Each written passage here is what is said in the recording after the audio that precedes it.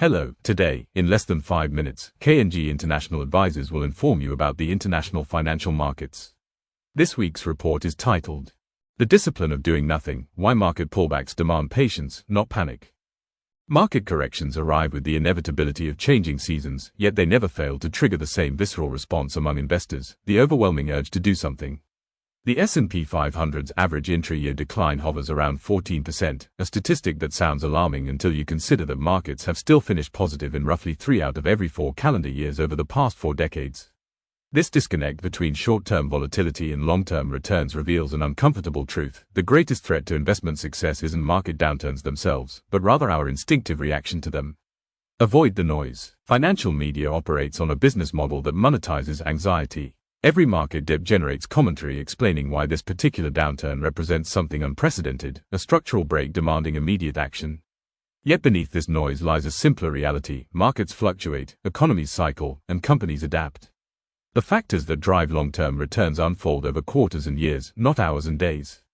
The discipline required to ignore this noise cannot be overstated. It means resisting the urge to check portfolio values during turbulence and recognizing that your carefully constructed investment plan deserves more credence than snap judgments formed under duress. The futility of market timing. The belief that one can successfully navigate in and out of markets represents perhaps the most persistent delusion in investing. It requires 2 improbable feats: correctly identifying the market peak with enough conviction to sell, then accurately pinpointing the bottom to re-enter before recovery gains momentum. Even experienced investors and professional fund managers rarely achieve this consistently. Active managers can and do add value in less efficient markets such as emerging markets through stock picking and experience, in more efficient markets like global and US equities where conviction and patience are also crucial, and in areas that are hard to industrialize into passive products such as rates or credit. But market timing has proven a far tougher challenge. Missing just the 10 best trading days over the past 2 decades would have reduced annualized S&P 500 returns by more than half. The cruel irony is that these best days frequently occur during periods of maximum fear, when the temptation to exit feels most compelling. Resist panic selling. Market declines inflict paper losses that feel deeply real, triggering the same neural pathways associated with physical pain.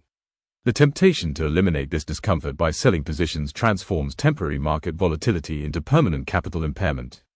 This conversion of unrealized losses into realized ones represents the single most value-destructive behavior available to investors. What panic sellers fail to appreciate is that market corrections function as a wealth transfer mechanism from the impatient to the patient. When fearful investors liquidate quality assets at fire sale prices, disciplined buyers accumulate positions at valuations that virtually guarantee superior long-term returns. Stay invested, focused, and diversified. Perhaps no investment principle carries more empirical support yet receives less emotional acceptance than the importance of remaining fully invested through market cycles. An investor who maintained continuous S&P 500 exposure from 1980 through 2024 would have seen annualized returns exceeding 11%, enduring multiple recessions, bear markets, and crises along the way. Staying invested requires accepting that portfolio values will fluctuate, sometimes dramatically, understanding that these temporary setbacks represent the admission price for capturing long-term equity returns. Maintaining focus means anchoring decisions in business fundamentals rather than stock price momentum. A company's competitive position and earnings power don't deteriorate simply because its share price has declined 25%. True diversification extends beyond simply owning multiple stocks, encompassing exposure to different sectors, geographies, and asset classes with varying correlation patterns. During equity market stress, this diversification moderates portfolio swings and preserves capital that can be redeployed opportunistically. The next correction will arrive, bringing with it the same emotional triggers that have undermined investor returns throughout market history. The investors who emerge successfully share common characteristics. They maintain perspective amid chaos, resist the siren call of market timing, view temporary declines as the cost of admission, stay focused on fundamentals, and maintain diversification even when it feels inefficient. These principles seem simple, yet their implementation during genuine market stress requires a discipline that proves remarkably rare.